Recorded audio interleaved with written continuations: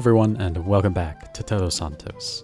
Today we are starting on this area of the city, which we're going to be filling in over the next, many episodes of Todos Santos. This series of episodes will be more or less loosely based on an area called Condado in San Juan, Puerto Rico, which you can see here is a beachfront neighborhood with lots of high-rises. In real life, there's a focus on tourism, so we will be doing that as well. But for this episode, we're going to start by defining the eastern boundary of this area with a new neighborhood. And I'm going to attempt to make something a little bit more realistic, perhaps a little bit more authentic to the source material. Although before we get to the neighborhood itself, I'm going to be laying out a basic blueprint for the road network for the entire area, which of course, as always, is subject to change as we go through and actually start plopping down buildings and adding details and that kind of thing. So I found this cool road on the workshop that has bike lanes separated from 2 traffic lanes, which I think is kind of cool. So we're going to be taking advantage of that in the future when we get to this area in particular in a somewhat special episode of Todos Santos. And we're going to turn it into a bit of a more walkable, bike-friendly area than most of the city has been so far. Unfortunately, though, we're going to have to wait to get to the nitty-gritty of what that's going to look like. I'm going for a road layout here that uses this motif a few times, where you'll have a 2-way road that will split into 2 one-way roads that form this kind of, like a weird kind of diamond shape, almost like kind of like a banana. Does that look like a banana? Well, anyway, I use this a few times throughout this area. For example, here I have this little road split. That's a very important road that I've talked about before. And then, of course, there's this one that runs along the shoreline that I'm connecting up with now, which runs all the way from the old town to this location. And then we have the end of the freeway here. That's going to become a bit of an avenue later in the episode. And so overall, I went for a road layout, which I've talked about before, where basically there are several major roads running east to west, just like the one I'm drawing out now, although I call it major. It's just a 2-lane road, but that's kind of what I'm going for is not having giant roads with tons of lanes or anything. And then there are only 2 or 3 running north to south in this area, and most of the north to south traffic is going to just be carried by these little skinny roads that I'm laying out now, which again I'm basing off of San Juan, where there are lots of long, skinny blocks. And I'm trying to make them just a little bit jaunty, just a little bit off, so they still look like somewhat uniform blocks, but there are just these little angles that make them a little different from one another and just keep it interesting. And that's just sort of the look I've found zooming around San Juan on Google Earth, is that you'll have regularity in the grid, but it's not going to be perfect. It's not a completely rigid grid. So what I do is basically when I'm making these roads, I'll turn off the angle snapping in, I think it's Fine Road Tools, the name of the mod. And basically what that allows you to do is it's not going to snap to a straight line to 180 degrees when you're drawing out a new segment of road. So you can do these quite subtle changes in the angle of a road as you're doing it without having to curve the road at all. You'll get to see that in a minute as I expand the road network. So I needed to flatten this area. I've obviously run into a bunch of issues while building this city with how hilly the map is, which is at times fun and at times not so fun. But I really wanted to just get ahead of the game in that sense and just flatten everything out here because there's going to be so much development that I just knew it would not be feasible to go into this huge area without a flat canvas to work on. So there are a few hills here and there where the infrastructure was already set up, and that's fine. And I'll have to deal with some hills on the transition, obviously, from the higher elevation to this completely flattened area. It can be a little annoying at times, but we'll deal with it and always try to make it interesting. So as I've been building the city so far, it's always kind of been in the back of my head, like, how do they actually develop the beachfront in San Juan? Obviously it's different in different areas, but for the lower density areas, it's pretty simple. Usually there's just a road that goes up to the beach that terminates right at the beach, and there's housing along it for the most part. Sometimes there are other things as well, and we'll be exploring those in future episodes. For this one though, I just wanted to have those little roads that kind of turn into little nubbins right on the beach, and we'll be filling those with housing this time. So the main road network that runs through the area we're developing this episode is right here. You can see what I was talking about before, where I had the angle snapping turned off, and I was just able to create those little gentle changes in angle. So in contrast to much of the rest of the city, I wanted the main roads to blend in a little bit more to the road network and kind of feel more just like additional roads that just happen to be a little bit bigger. Instead of like in the downtown, we have the big, freshly paved, nicely decorated avenue with lots of lanes and lots of turning lanes and that kind of thing. I wanted to avoid that for this and just make it feel a little bit more continuous, I guess, and a little bit more like the roads are evenly sized for the most part, while still going for the general overall look of these long skinny blocks, like I said. And then I got kind of an interesting opportunity here with this intersection because I had the two one-way roads meet up not quite at the same location. So what I end up doing is like making an intersection there that's really made up of two intersections. So there's some opportunity for things like interesting turning lanes, and I also wanted this little avenue here to run along the lake or the lagoon here, which I'm going to be decorating in a future episode. And then because that's basically if it were named and shown on a road map, it would be a continuation of the two one-way roads. And it's not every day you get to connect a two-way road up to two one-way roads at two intersections that act as one intersection. I think I'm probably losing everyone. I'm certainly losing myself. Basically, I just wanted to make this intersection as weird as possible while still being believable and functional. I thought it might end up being a bottleneck here because it carries all the traffic from downtown and the freeway, or almost all of it, into this area. But as of the time of doing this commentary, I've already developed all this area and all the people have moved in, and it is actually handling the traffic really well. And I can probably mostly attribute that to the fact that I put in quite a bit of public transit and, walkability. And, well, I don't know if the Sims actually care about walkability, but there's lots of transit and there's lots of bike access, which is nice. And there's not really any industrial zoning or anything, which can generate a lot of traffic in the game. So I guess all of that works to keep this area nice and uncongested and makes this interchange not something I'm going to have to come in and replace with something more high capacity and less weird. I kind of have a soft spot for this thing now. And of course, now that I've said it out loud, next time I open the game, there's going to be a massive traffic jam caused by this thing. Now, in a second, you're going to see what the sort of hill I'm dealing with is at the edge of this area. I'm going to try to flatten this intersection because it looks a little weird with all these slopes. And this hill here on the right is probably the most egregiously steep one in the map. So I just kind of have to deal with that and put up with it. There's nothing I can do to really cover it up because it's such a big, important road. And fixing that kind of thing would always involve like changing, you change the elevation of one thing, you're going to have to change the elevation of everything around it. Even if not by the exact same amount, you're going to have to do it by a certain amount to make it look natural. Otherwise, you're going to have even stranger changes in elevation. And I just don't even want to touch that with a 10-foot pole. So, every city has a hill like that, unless you live somewhere totally flat. But there's just always that one really steep hill where you're like, what? Why? Why does this even exist? Now, the last main bit of infrastructure that I'm putting down here is extending this rail line. So I'm trying to make it look like they've, had to break up the original road network a little bit as they extend this rail. For the most part in the city, I'm trying to keep the infrastructure projects fairly low key. So instead of raising or burying or, lowering in some way this rail track, I just wanted to have it run right through the streets. And, they've just tried to accommodate it as best they can with the road network here.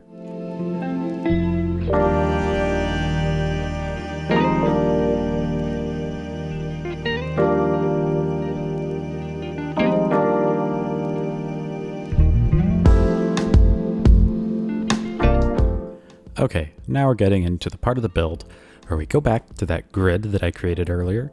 And finally, it's time to put down some buildings. So this area I'm working on now is going to be somewhat high density. There's going to be commercial and office along the main roads. And then about 1 or 2 plots of land back from the main roads. It's going to be all that kind of development. And then beyond that, there are going to be residential high-rises. And it's going to taper down into 1 to 2 story single family homes that are quite densely packed. And like I mentioned before, this is kind of the eastern edge of this entire area that we're working on. So this is really going to define the end of the more intense kind of development we're going to get with high rises and all these densely packed buildings. So I just wanted to start with this kind of smaller area, and then as we go through the next few episodes, we're going to be getting taller and taller and denser for the most part. And I think once we're done, it's going to add a significant amount of interest to the city. But I think I'm getting a little bit ahead of myself now. So I've always found this sort of development pretty tough because part of it's just a lack of assets on my part. You know, I looked through the workshop quite a bit, but I'm sure I'm missing some nice assets that would fit this theme. Some of them having a more cosmopolitan look, and some of them having that kind of colonial revival look, or just, I don't know if that's quite the right term, but you get these kind of almost Spanish colonial type looking buildings that are more modern. And I really don't have too many of those at this height. They don't really come in my size, I guess you could say, because I really would like a lot of these to be 3 or 4 story buildings. It would be great too if they were, you know, mixed use, where you have residential on top and then you have the bottom floor being dedicated to commercial. You know, and you can create that to a degree by clipping together assets, but I'm just not able to sustain that kind of development for such a massive area, because this is a really big area. I'm constantly surprised as I'm going through all the footage I've recorded for this. Like, it doesn't look like that big of an area when you look at it from a distance, but there's so much space to fill in. And I don't want to get bogged down on getting every single building correct. And when you go down the rabbit hole of clipping commercial buildings into residential buildings for every single plot of land, at least, I mean, I can only speak for myself. I would never be able to finish this area if I did that. That's not to say we do none of that, or that none of it is detailed. You know, of course, we'll be doing some of that, and we'll be doing plenty of detailing overall. But I just wanted to stop myself from getting into that mode before I even started. So this episode, in terms of the detail we put into this area, might be a little lacking compared to sometimes. But I hope you'll bear with me if you're in it for the detail, because there will be plenty of that to see over the next few episodes. And again, as of the time of this commentary, I have completely filled in this area, starting from this eastern boundary, at least. And I can definitely report back that I made the right decision, because even with the small amount of detailing and the small amount of care I put into every individual building and getting the look just right, I was still getting just completely sick of this kind of development. I mean, I never want to do it again. No, okay, I won't say that, but it's going to be a while before I do another kind of dense development like this, I think. Anyway, so my main focus for this first road was just to get some buildings down, because sometimes I find myself just sitting there staring at a big empty road network and being like, oh, I don't want to do this. So I just wanted to go in and just force myself to scroll through all my assets and get some down, especially along the roadside, because I wanted to really solidify that look of like 2 to 4 story buildings for the most part up against the road, just to kind of define that density. And then I come back and like I said before, there are like 2 or 3 rows of this sort of development off of the street. So I'm trying to come back and fill those in now. I'm just going for a very loose distribution of skyscrapers, because this is not by any means the densest or most skyscraper-laden area of this location. Like I said, this is kind of the end where it's tapering off into much looser development. So I'm just trying to go a little easy with the skyscrapers so as to not kind of weight this area too much compared to the part that's going to be based more explicitly on Condado, which I showed you at the beginning of the episode, which is lots and lots and lots of high rises, which is going to be a lot of fun. Again, like I said, I'm sick of it now, but at the time I was doing all these builds, I was having so much fun just arranging these buildings, and it's just really satisfying to see this kind of area pop up as you work on it. And I guess now that I can kind of stand back and think about what I did, it's not really even the building placement that I got tired of. That I think I could still do. It's making sure that they don't clip together in any strange way, because often when you're doing this kind of dense development, you're going to get clipping that looks really weird, and you're going to have buildings at an angle, and the angle makes them stick together, and it just looks very strange and not very realistic. And then there's also the detailing. Like, there are all these little lots that you need to fill in. Often it's with parking, because there's lots of parking in Condado from what I've seen, and I wanted to replicate that. In an ideal city, I wouldn't have as much parking as I end up putting down, but it's something to do, and it's fairly straightforward to do, and it's, as far as I understand, somewhat realistic. But yeah, it's all filling in all those gaps and making things fit these angles that you sometimes get when you're making kind of strange road networks like I have made here. It's just hard to keep that up for too long. So I'm glad to be done with it for now. That's not to say we'll never do anything like it again in the city, but I have plans for other builds that are very much unlike this and are going to be, hopefully, a lot of fun. But just to kind of sum up my philosophy here, I'm just trying to use the assets that I have and, arrange them in a way that's sensible without any weird visual things like clipping or empty lots or that kind of thing. And I think the main driving force that's going to unify the next few episodes is that I just want it to look cool from a distance. That's really all I can ask for. Okay, now you can kind of see an example of what I'm talking about with filling these lots in with parking. I'm just trying to find areas where it wouldn't necessarily make sense to have a building, and then I just come back in and I will either put down parking if it makes sense, or I will cover it with trees. Now again, this is my trial run or my blueprint for the rest of the overall area here. So I think I kind of refine it over the course of the next few episodes and make it look a little bit more realistic. But overall, I'm fairly happy with this area, and I think it's a nice way to set the stage for all the development we're going to be doing. I try to vary the sorts of parking I have, so sometimes I have these pre-made lots, which have a very nice texture to them, and it's just a nice way to make it look like there are different kinds of surfaces being used for parking. And then I also have just functional parking lot decal assets that are nice when you want to kind of fill in an awkward space where you just need a few parking spots, or to custom make your own parking lots and just switch it up a little bit.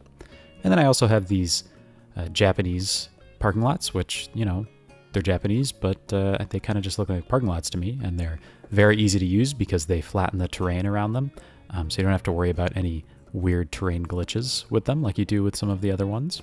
The only downside to those is that for some reason they function as commercial, which is fine. I mean, I think they're technically supposed to be like a monthly parking lot sort of thing where you'd, pay a certain amount to be able to park there for a while. So in theory, they would have an employee of some sort there. But the problem is that they have quite a few employees, and they are not editable with the realistic population mod, which normally lets you select any building and set, the number of people who live there, the number of jobs that are there, the number of students in a school or whatever. But for some reason, these parking lot assets do not allow the amount of workers to be overridden with that mod, so I try not to use them too much. Because as you can see, we don't need more jobs, we need more houses.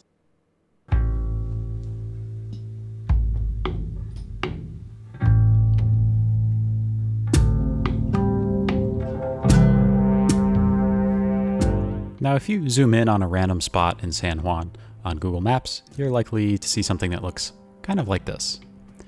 So this is the sort of low density, although it's still fairly dense, it's just, not high rises or anything. But this is the kind of development I would like to do. And to do that, I'm going to implement this amazing Puerto Rican house pack that I've showed off a long time ago in the series. But I finally get to put it to use in the actual time lapse, which is great. So what I try to do going forward when I make a neighborhood like this is just to get a kind of a basic skeleton with these buildings, because they're going to be the main bulk of them, because they just look perfect. They're absolutely perfect for this city. So I'm so happy I have these now. But I basically put down a bunch of those, and then if there are any spaces left, or just for some variation, I come back in and add some of the various other assets I have that kind of fit the general look with these, fairly deep rectangular buildings that are 1 to 2 stories tall. It's nice when they have color variation. I try to go with buildings that have that. And I just kind of use those to flesh it out a little bit and make sure there are not too many empty gaps or anything. So in this instance, I'm kind of making a template from which I will copy and paste and fill in much of this area. Oh, also look at these Cuban buildings. These are awesome. But yeah, I basically make a template, and then I can copy and paste various stretches of buildings into other areas as needed, which is nice because that way I don't have to go in and manually plop every single building, because that is not sustainable. Just kind of like I talked about with the other kind of high-rise development, that is also not sustainable because we're going to be doing a lot of lower density neighborhoods like this. So I try to make it as easy as I can on myself without sacrificing too much detail and too much variation in terms of how frequently any individual building pops up in the city. Because when you're copying and pasting buildings all over, especially when you have hundreds and hundreds and hundreds of them, if you're not careful, you're going to get patterns. You're going to have a set of 3 or 4 buildings together that shows up everywhere. And once you see it, you're never going to be able to unsee it. So I think it's best just to try to nip that in the bud and arrange your templates in such a way that they have such a variety of buildings that you're just not going to get that. Of course, now that I say that, I'm looking at those 2 red-roofed buildings, and I'm never going to unsee it, and I hate it. I hate the fact that they're right across from each other. Well, that's just something I'll have to deal with. I'm not even going to bother putting that on my to-do list because it's just not going to happen. So I'm trying to be a little sparser with trees than I have been in the past. At some point, I think I just abandoned attempting to do that, and I just put down whatever damn trees I please. And I'm not going to apologize for it anymore. I put just the perfect amount of trees for me. And this is my city, so... And then one of the results of doing these kind of weird blocks is that sometimes you get skinny little blocks like this. So normally I like to have blocks that are thick enough to fit 2 rows of houses. But then when you have something like this, it's kind of fun just to put some strange buildings in there and just have this really weird little skinny block where they've just had all this strange development pop up. Here and there, I try to have some vacant lots that have just become a little bit overgrown, or maybe they're like, unmaintained parks or something like that. Maybe I'm being optimistic there, I don't know. Well, if you've made it this far into the video, first of all, thank you for your time, of course. Really appreciate it. Second of all, it probably means you're at least somewhat invested in this city, or at least this video in particular. So I'd like to ask, I noticed that a lot of City Skylines YouTubers have been moving to more of like a live style of gameplay as opposed to a time-lapse, which I'm not necessarily interested in doing. I think I can see, upsides and downsides to both methods of making videos, but I don't want to do something or not do something in particular just because other people are doing it. So I'm just wondering if you all who are watching this have a preference either way, or if you'd, maybe like to see an experiment with more of a live style of build as opposed to a time-lapse.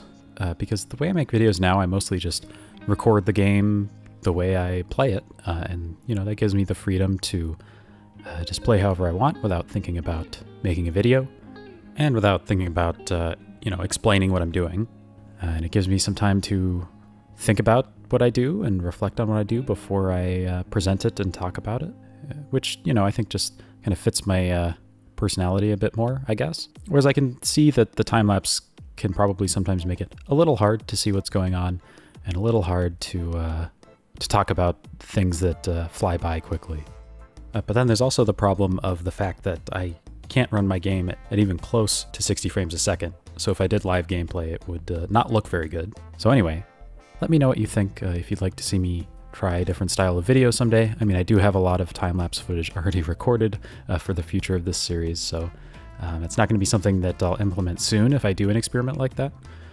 But, I'd just like to consider what my options might be going forward. So yeah, let me know what you think. And I'm just scattering in some services because I do, as I go, like to try to make the city functional and to, provide everyone with an education and safety and that kind of thing. And I just try to make it fairly logical in terms of the spacing of all the schools and, hospitals and everything. And because we're in a fairly, dense urban area, instead of giving each school and clinic and everything their own little plot of land, which would be my normal inclination, I try to integrate them into the landscape here, just so they look like, just another building. And at this point, I find the absolutely perfect building to fit into this little 1 square space here. I think it's a school, but it just really fits the look of the sort of building they build in a little plot of land like that. Now I'm going back through and just making sure all the areas that ought to be paved are paved. If there's parking there, there's probably not going to be parking lines painted on top of grass. That would be a little silly. So we're just paving everything over. And then I can't resist putting in a couple of these Medaya billboards because I just think they are the best thing ever in terms of, giant advertisements that cover up an entire building. It doesn't really get better than that. Okay, while I power up this part of the city, I'm going to turn off my mouth for a moment.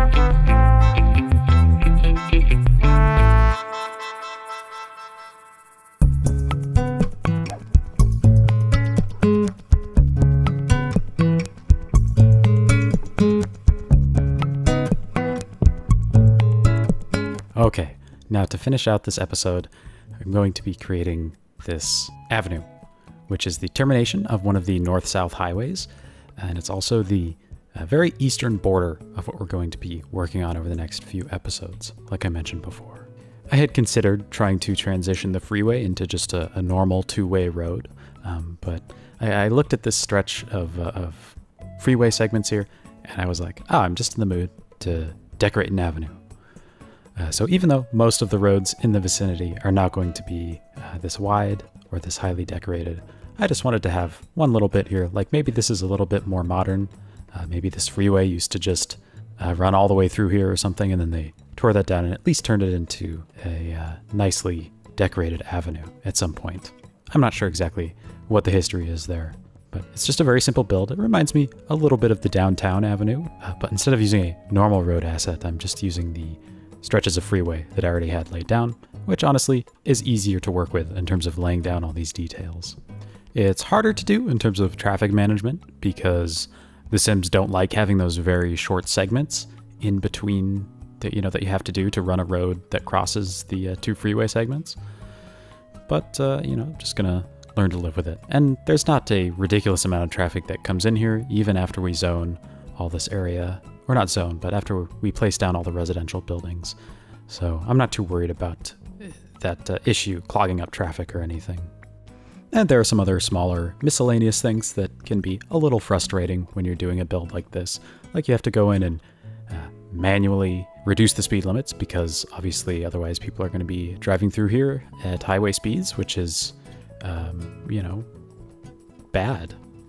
But I think the freedom in terms of all the detailing you can do and the ease of detailing and not having to worry about, having a sidewalk in the way or anything is very nice. And you can always come back and put your own sidewalk down with a pedestrian path. Now, I know you can do this sort of decoration with intersection marking tool, but like I've said before, I just find it fun and relaxing to do it with decals. And you can just get a little bit more precision. Maybe it doesn't look any better. Maybe it's better to do it the other way. I've certainly done marking the road that leads up to an intersection with intersection marking tool before, and it works quite nice. But I just felt like doing some decals here. Okay, I did a little bit of residential development off camera, which I'm going to show you the results of right now, and I will meet you after that in just a second.